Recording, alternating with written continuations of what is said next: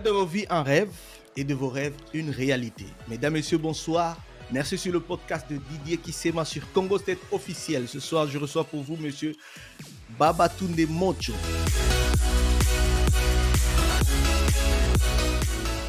On parle des affaires, on parle de business, on parle de l'investissement. Bonsoir Monsieur Babatunde. Bonsoir Monsieur Didier, comment allez-vous? Ça va très bien. Super. Alors, vous êtes ici comme étant qui? Je suis Babatunde Mocho, je suis conseiller en immobilier et spécialisé dans les nouvelles constructions ici à Columbus, Ohio.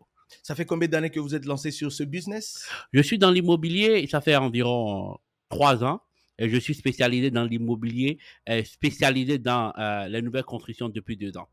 Nous parlons de nouvelles constructions. Alors, M. Babatunde, est-ce que tu peux nous dire les avantages liés à l'achat de la maison ici aux États-Unis d'Amérique? Super. Il y a plusieurs avantages liés à l'achat d'une maison aux États-Unis.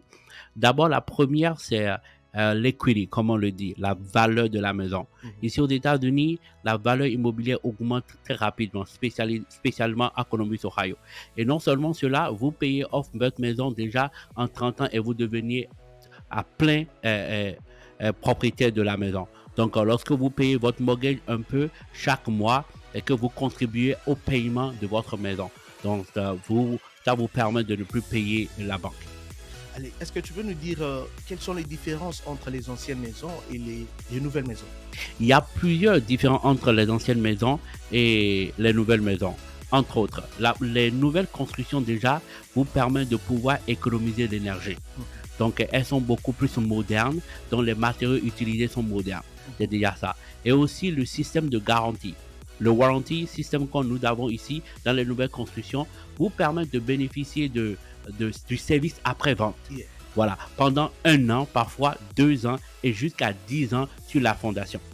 Donc voilà déjà les 2 grands avantages liés à l'achat d'une nouvelle construction ici aux États-Unis. Mais souvent on nous dit que le matériel ne sont pas adaptés et sont fragiles parce que les anciennes maisons, ils ont utilisé les matériels appropriés.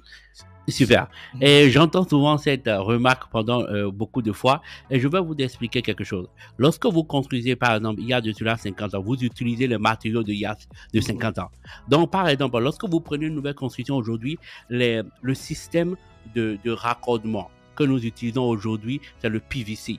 Le PVC, le plastique. Alors qu'il y a de cela, par exemple, 50 ans, ils utilisaient le copper, ce qui est un matériel comme du fer, en métal. Et lorsque il fait froid, très froid ici à Ohio, vous allez pouvoir, tous les canalisations se congèlent. Ça se congèle. Donc, regardez, déjà, ça fait une grande différence. Et aussi les fenêtres. Aujourd'hui, les systèmes sont beaucoup plus performants. Donc, si quelqu'un dit, OK, les matériaux utilisés aujourd'hui ne sont pas adaptés, ne sont pas performants, c'est comme si les voitures de 2024 ne sont pas plus modernes, sont moins modernes que les voitures de 1960. Donc, voilà un peu la comparaison. Belle analyse. J'ai aimé ça, vraiment, c'est compréhensible. Alors, nous passons à autre chose. Nous vous posons cette question, les étapes préliminaires pour construire une maison. Il y a plusieurs étapes préliminaires. Ben déjà, lorsque vous décidez d'acheter une maison aux États-Unis, il faut d'abord avoir un boulot. Il faut avoir ce qu'on appelle le W2 ou le 1099 pendant au moins 2 ans. Ça, c'est l'étape préliminaire. Et ensuite, il faut faire l'application chez un officier de la banque pour déterminer le montant que vous pouvez utiliser pour l'achat de votre maison. Et ensuite, vous venez rencontrer un spécialiste comme moi et nous allons vous aider, nous allons choisir le style de maison qu'il vous faut compte tenu de votre budget. Ok. Est-ce qu'il y a différents types de programmes que tu peux trouver dans cette processus d'achat d'une maison? Oui, il y en a plusieurs, mais les plus communs sont d'abord le FHA. Donc, c'est un programme de gouvernement qui dit lorsque vous achetez une maison, vous déposez uniquement 3,5% du prix d'achat de la maison. D'abord, c'est ça le FHA. Il y a aussi le Conventional Loan qui vous permet de déposer entre 5 ou 20% du prix d'achat de la maison. Et nous avons aussi le VA Loan. C'est pour ceux qui sont vétérans, ceux qui ont été déjà dans l'armée, qui sont sortis, ils peuvent utiliser ce programme-là. Et nous avons aussi le USDA Loan. Mis à part ces 4 formes de programmes que je viens de vous citer, il y a plusieurs programmes. Il y a ce qu'on appelle les portfolio loans. Ça, c'est des programmes que les banques peuvent faire eux-mêmes et vous permettent de pouvoir acheter votre maison. Merci. Je pense que vous captez tout ce qu'on dit. ici à Ohio, plusieurs maisons neuves sont construites. Alors, on a plusieurs fois observé qu'il y a que de maison en maison, même les appartements, ça s'est construit toujours. Mais ici, nous parlons de l'investissement de ta maison seule. Tu peux habiter avec toi et ta famille. Donc, c'est ton investissement.